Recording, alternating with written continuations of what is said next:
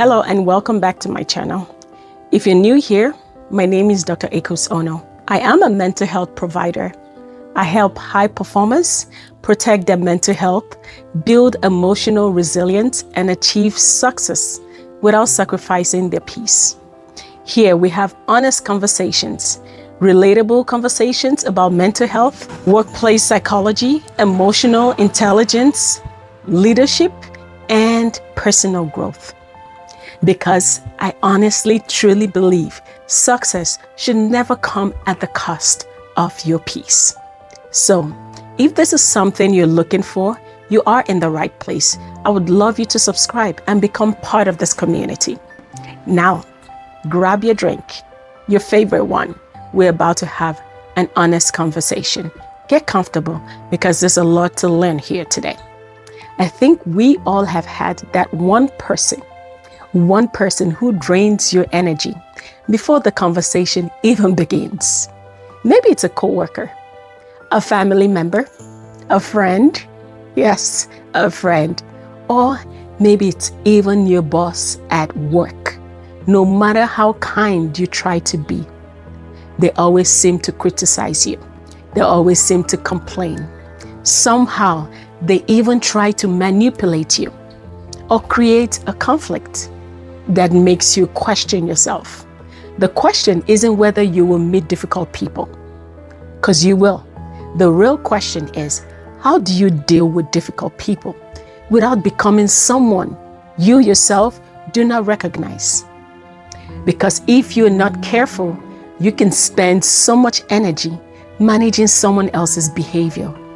And that way, you slowly lose yourself in the process.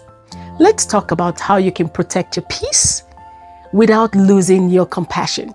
Point number one here is stop trying to change them. I mean the difficult people you meet.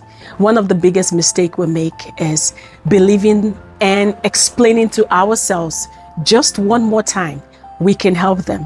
They will finally understand. Sometimes they won't. Not because you are a poor communicator, not because you are willing to receive, but because they aren't willing to receive what you're saying. One of the hardest lessons to learn is this: not everyone wants peace. Yes, not everyone. Some people are more comfortable with chaos. That's what they're used to. If your emotional well-being depends on changing other people, you will end up giving away your power instead of focusing on what you can control. Your words, your reactions, your boundaries, your peace. You will lose that in the process. Remember, you are not responsible for other people's behavior. You are responsible for your own behavior, not theirs. Now, point number two, do not match their energy. When someone is rude, your natural instinct is often to respond with the same energy. Yes, energy for energy, right? No, they raise their voice, so we raise ours. They become sarcastic, you have to give it back, so we become sarcastic too. Before long, that conversation isn't about solving the problem anymore. It's about winning that conversation. But here's something I have learned. You don't have to attend every argument with an invitation. Emotional maturity isn't staying calm because life isn't easy. It's staying grounded, even when someone else isn't. Sometimes the strongest response is to pause. Sometimes it's saying, I would rather continue this conversation when we're both calm. And sometimes it's even walking away. Walking away isn't weakness. It doesn't mean that you failed in the argument. It is wisdom. Point number three, boundaries aren't punishments. Let's talk about boundaries for a minute. Many people feel guilty about setting boundaries. They worry because they feel like it seems rude, selfish, or uncaring. But boundaries aren't about controlling someone else. They're about protecting your emotional well-being. A boundary might sound like, I'm not comfortable with the way you're speaking at this time. Or, I can't continue this conversation because you're yelling and I can't match that energy. I need some time before we can talk again. Notice something. A healthy boundary isn't an attack. It is clarity. It's for your own peace. People who benefit from having unlimited access to your time, your emotions, or your patience, they may not like your boundaries. That doesn't mean your boundaries are wrong. Sometimes the people who resist your boundaries the most, they are the people who have benefited from you not having any. Protecting your peace doesn't make you selfish. It makes you healthy. It keeps your sanity. It makes you who you are and gives you control over your emotions.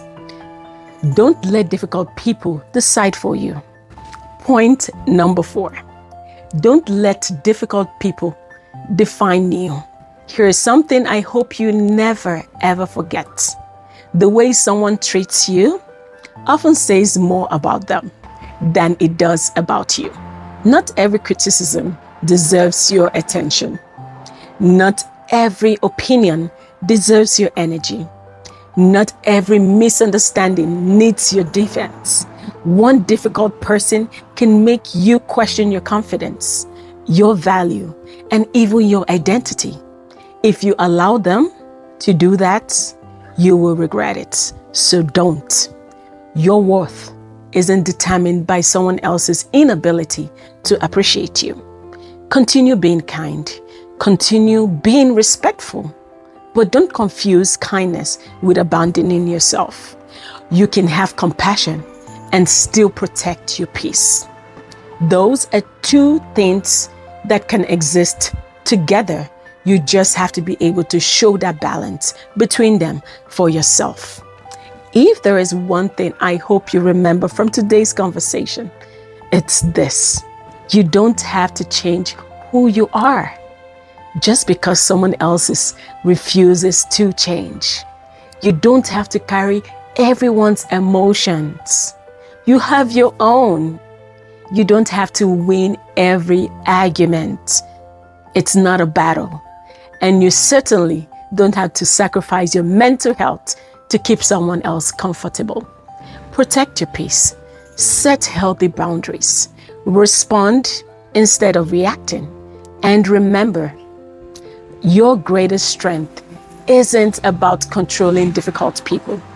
It's refusing to let difficult people control you.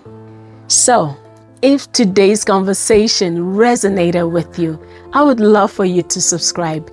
Every week here on this channel, we have honest conversations about mental health, workplace psychology, emotional intelligence. We talk about leadership as well. And we help you build success without sacrificing your peace.